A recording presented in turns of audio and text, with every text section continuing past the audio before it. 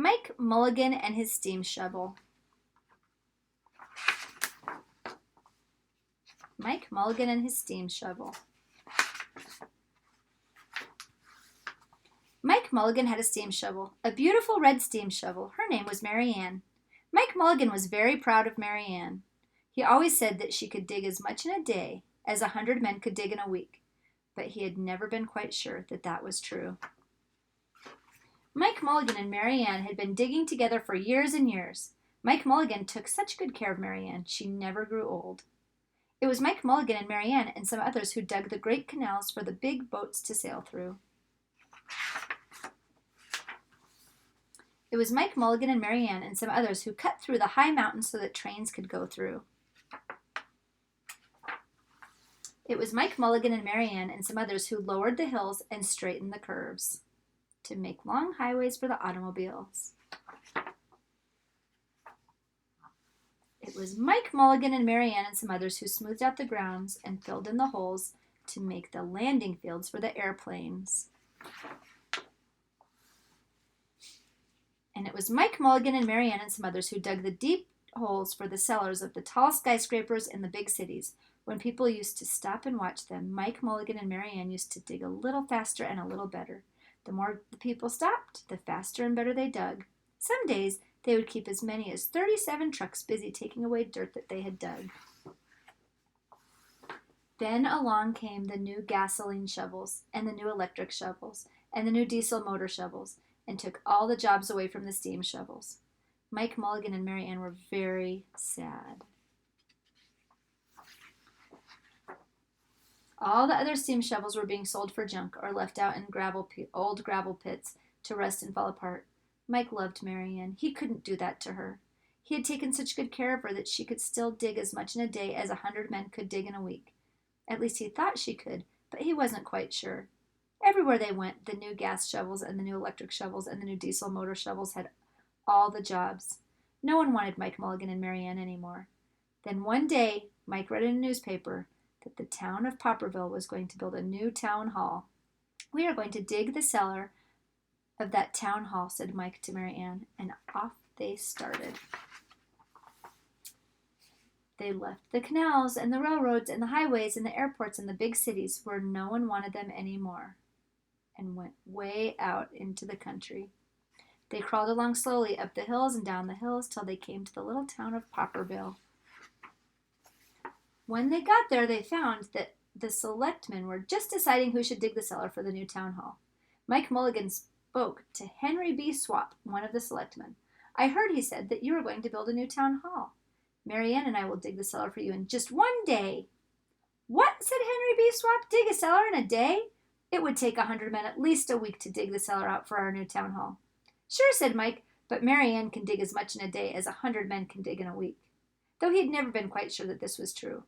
Then he added, "If we can't do it, you won't have to pay."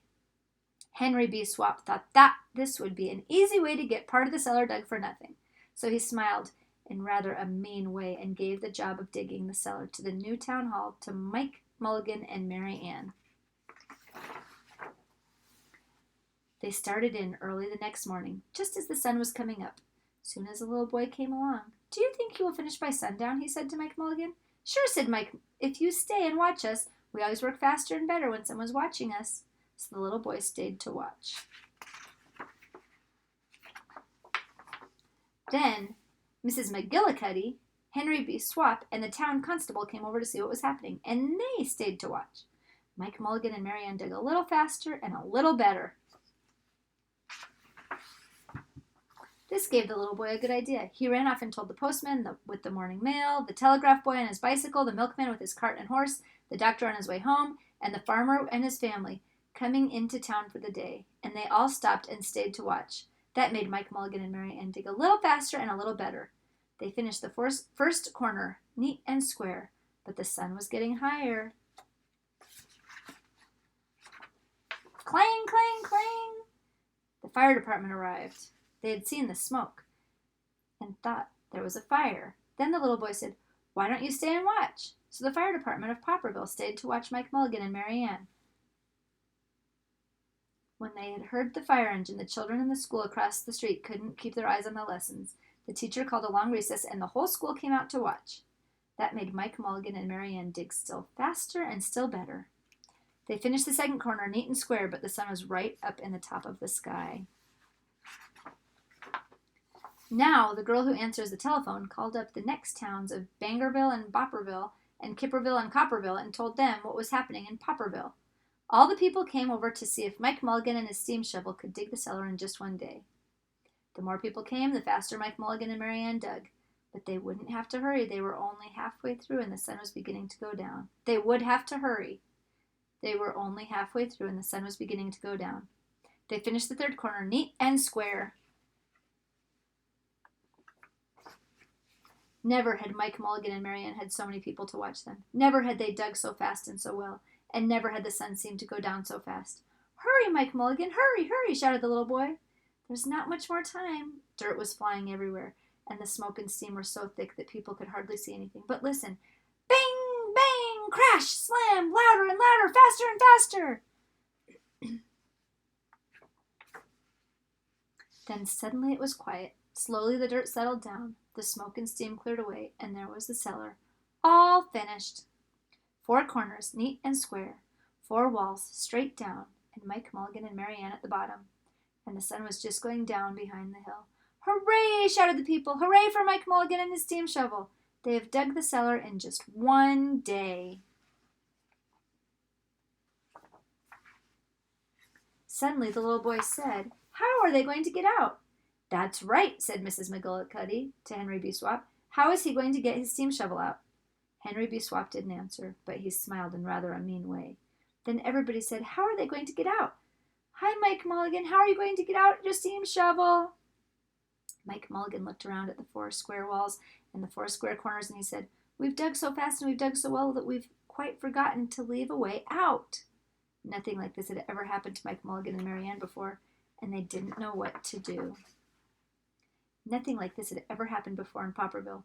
Everybody started talking at once, and everybody had a different idea, and everybody thought that his idea was the best. They talked and they talked and they argued and they fought till they were worn out, and still no one knew how to get Mike Mulligan and Mary Ann out of the cellar they had dug. Then Henry B. Swap said, The job isn't finished because Mary Ann isn't out of the cellar, so Mike Mulligan won't get paid. And he smiled again in a rather mean way. Now, the little boy who had been keeping very quiet had another good idea. He said, Why couldn't we leave Mary Ann in the cellar and build the new town hall above her? Let her be the furnace for the new town hall. And let Mike Mulligan be the janitor. Then you wouldn't have to buy a new furnace. And we could pay Mike Mulligan for digging the cellar in just one day. Why not, said Henry B. Swap, and smiled in a way that was not quite so mean.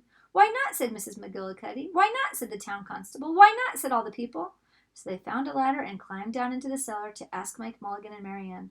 Why not, said Mike Mulligan. So it was decided, and everybody was happy. They built the new town hall right over Mike Mulligan and Mary Ann. It was finished before winter. Every day the little boy goes over to see Mike Mulligan and Mary Ann, and Mrs. McGillicuddy takes him nice hot apple pies. As for Henry B. Swap, he spends most of his time in the cellar of the new town hall listening to the stories that Mike Mulligan has to tell and smiling in a way that isn't mean at all. Now when you go to Popperville, be sure to go down into the cellar of the new town hall. There they'll be, Mike Mulligan and Mary Ann, Mike in his rocking chair smoking his pipe, and Mary Ann beside him warming up the meetings in the new town hall. The end.